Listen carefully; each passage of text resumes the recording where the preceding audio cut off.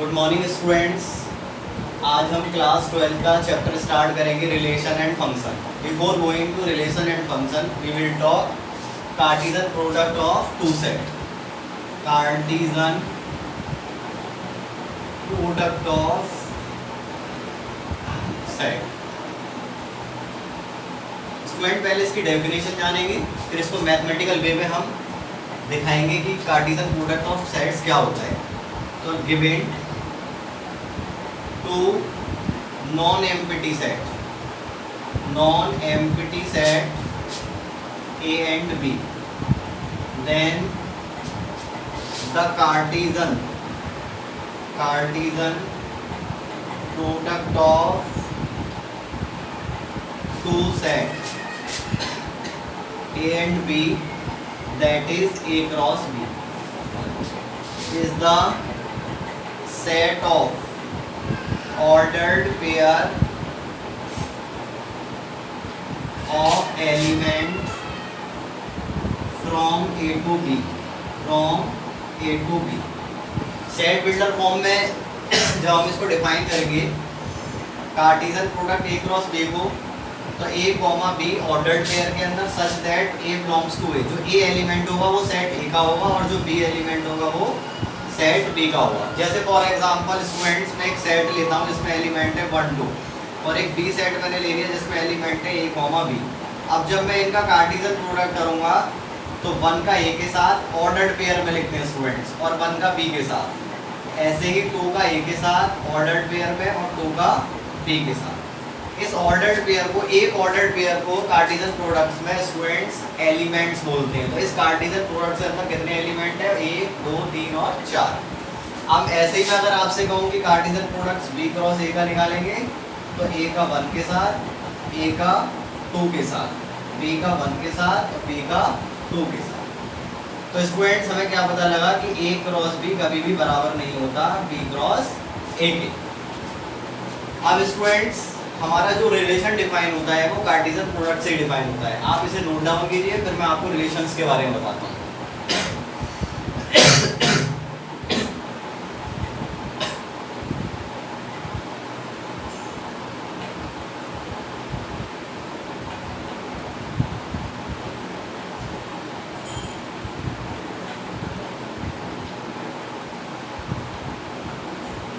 अब स्टूडेंट्स हम बात करेंगे रिलेशंस के बारे में।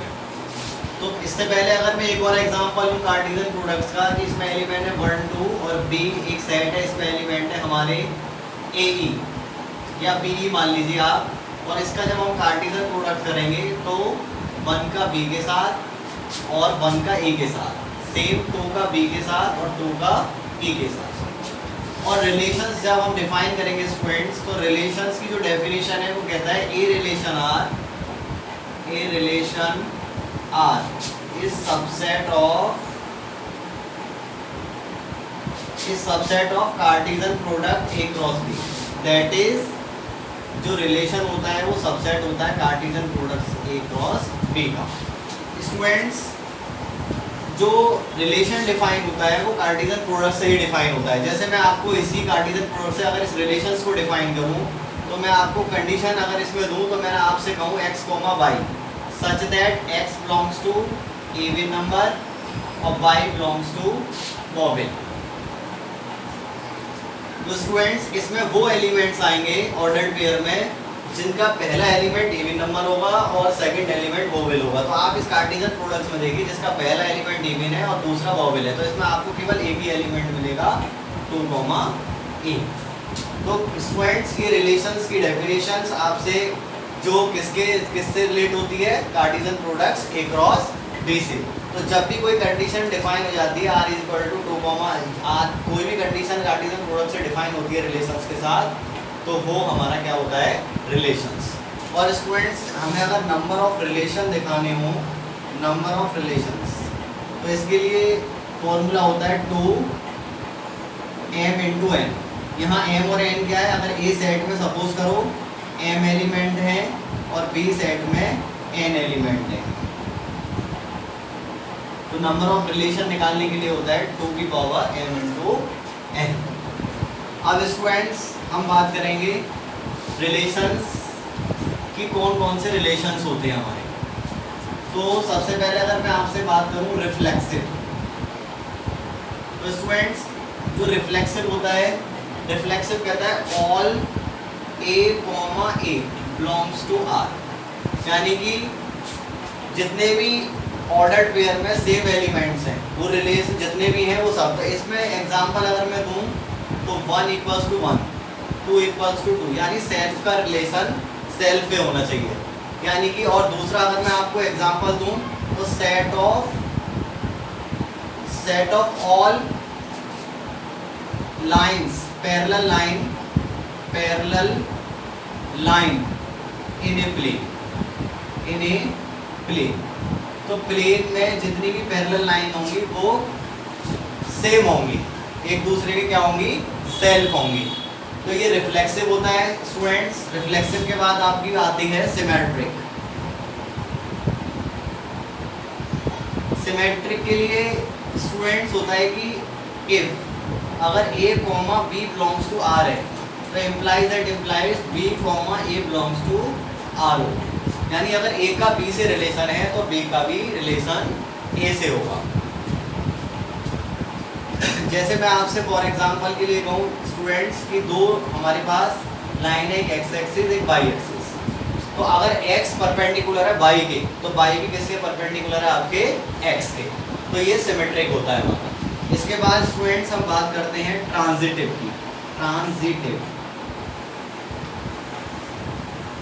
ट्रांजिटिव में स्टूडेंट्स क्या होता है, if a comma b belongs to r and b comma c belongs to r, then तब क्या होता है आपका कि जो a कॉमा c है वो भी किस में बिलोंग करेगा, r में।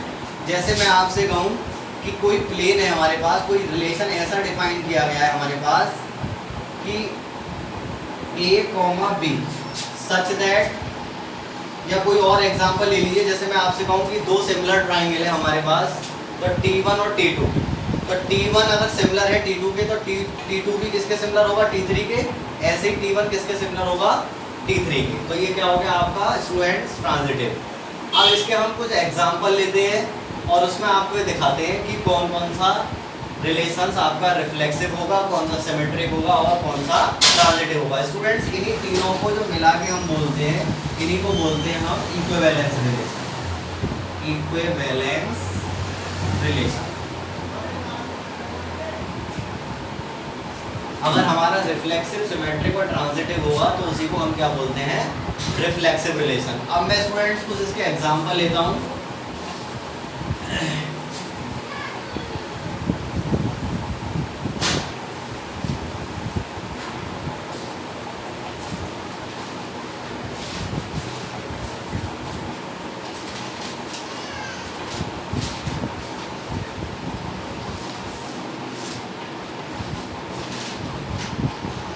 जैसे स्टूडेंट्स मैं आपसे कहूँ कि x कोई हमारा एलिमेंट है, इसमें सेट में एलिमेंट है 1 2 3 और एक रिलेशन हमको डिफाइन है a comma b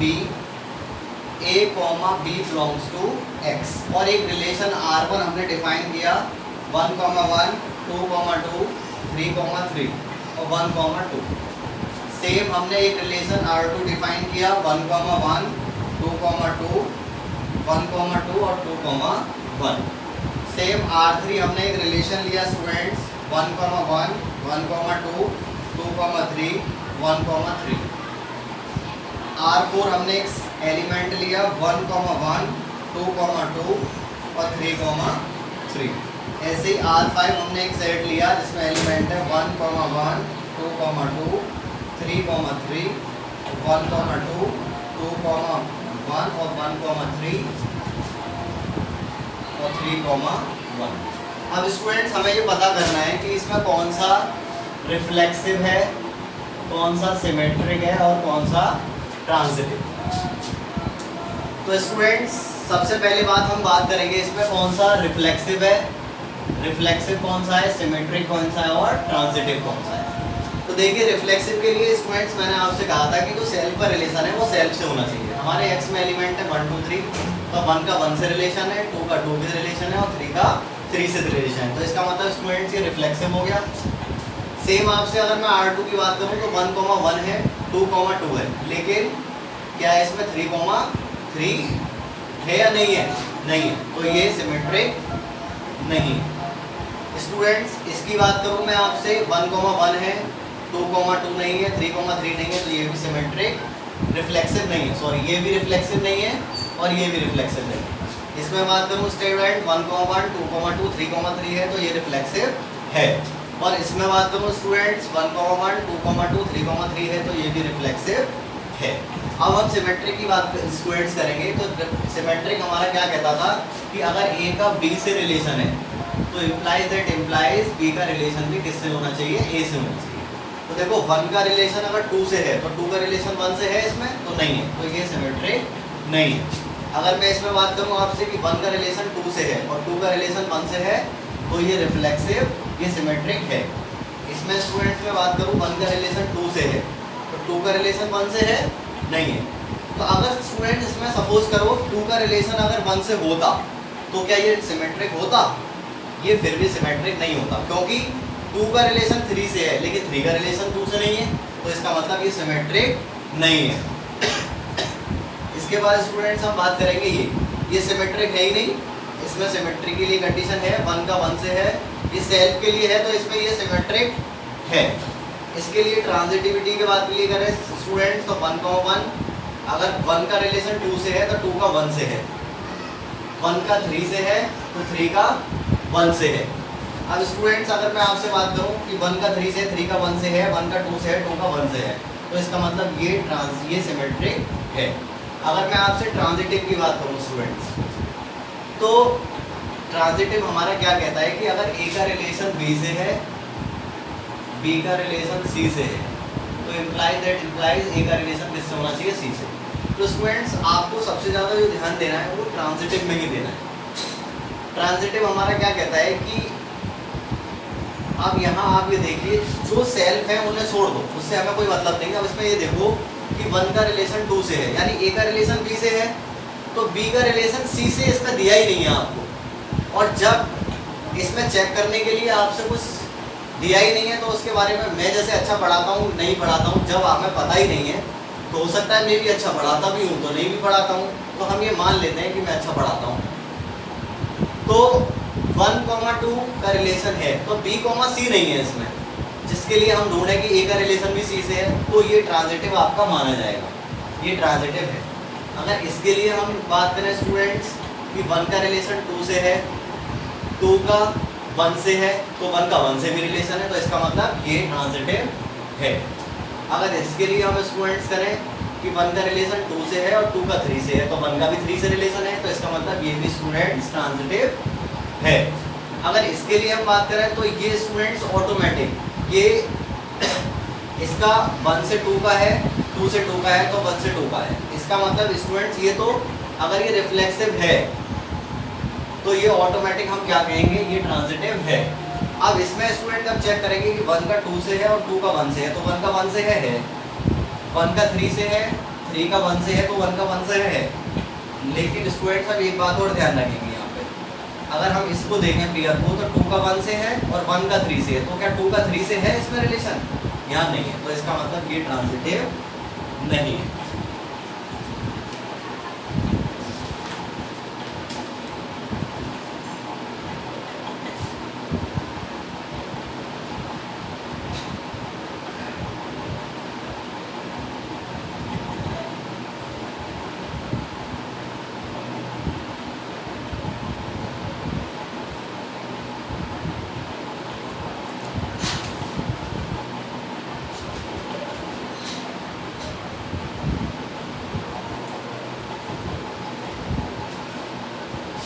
note down कीजिए स्टूडेंट्स, और जिसको भी रिफ्लेक्सिव, सिमेट्रिक और ट्रांजिटिव अगर समझ में नहीं आ रहा हो तो एक बार और देख लीजिए। जैसे मैंने आपसे कहा था कि इसमें जो है सबसे पहले रिफ्लेक्सिव के लिए हम ये देखते हैं कि सेल्फ का रिलेशन सेल्फ से है कि नहीं, तो 1 का 1 से है, 2 का 2 से है, 3 का 3 से है, तो ये रिफ्लेक्सिव हो गया।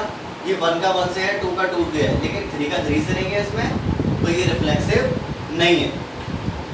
ऐसे ही स्टूडेंट्स हम इसमें से बात करेंगे 1 का 1 से है, 2 का 2 से नहीं है, 3 का 3 से नहीं है, क्योंकि x में एलिमेंट देखो आपके 1 2 3 है और सारे के सारे एलिमेंट x के हैं इसमें, तो ये भी नहीं है।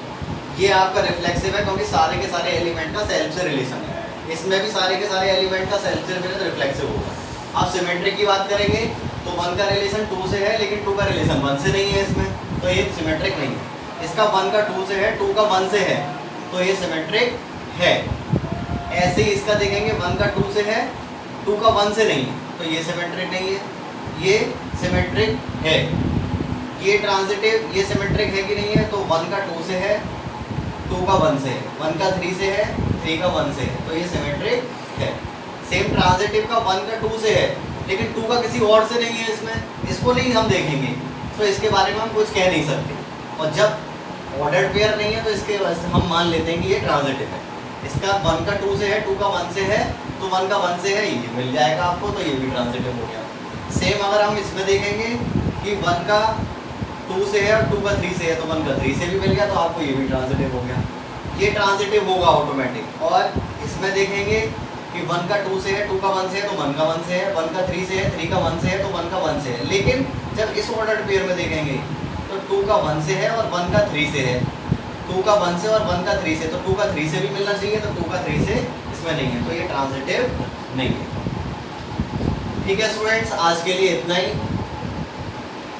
बाकी नेक्स्ट हम जो है इससे आगे कल कंटिन्यू करेंगे। ठीक है।